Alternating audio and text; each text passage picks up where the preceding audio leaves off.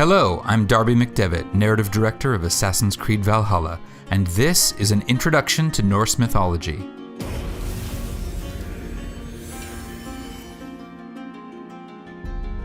Assassin's Creed Valhalla takes place in an era that marks the gradual transition from the pagan religions of old Europe to modern Christianity.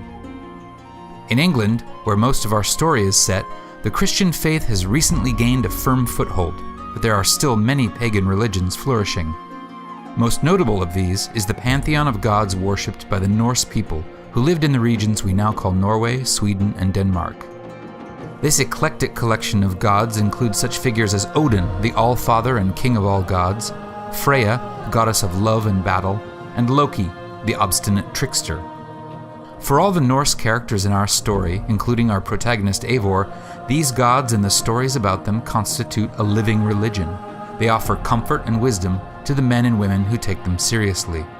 But these were not gods who offered revelation or promised salvation.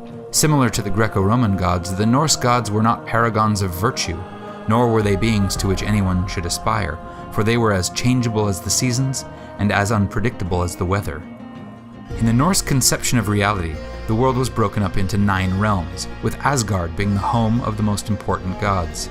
Accessed by a bridge of light known as the Bifrost, Asgard was the site of Odin's Hall of Slain Champions, called Valhall, or Valhalla. This was the final resting place of all warriors who died bravely in battle, weapon in hand, and whose reward it was to remain at Odin's side, drinking and warring until the coming of Ragnarok, the battle at the end of time. As one might expect from a people who valued courage and honor, the Norse approached their gods somewhat bluntly. They did not pray to them asking for redemption, they bargained with them, making sacrifices for a stroke of good fortune. Where virtue and sin and redemption are hallmarks of the Christian faith, for the Norse sensibility, ideas like honor and reputation held much greater sway. But this does not mean that the Norse religion lacked notions of goodness or ethics. Through sources like the poetic Edda, we can find, amid tales of debauchery, deceit, and cruelty, passages of great beauty and common sense.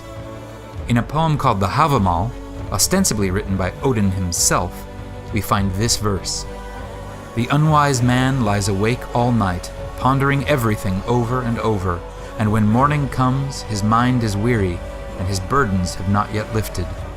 Wise words from the All-Father, so do as he says and stop your worrying. Get a good night's sleep and rise refreshed, for the gates to Valhalla will soon be open.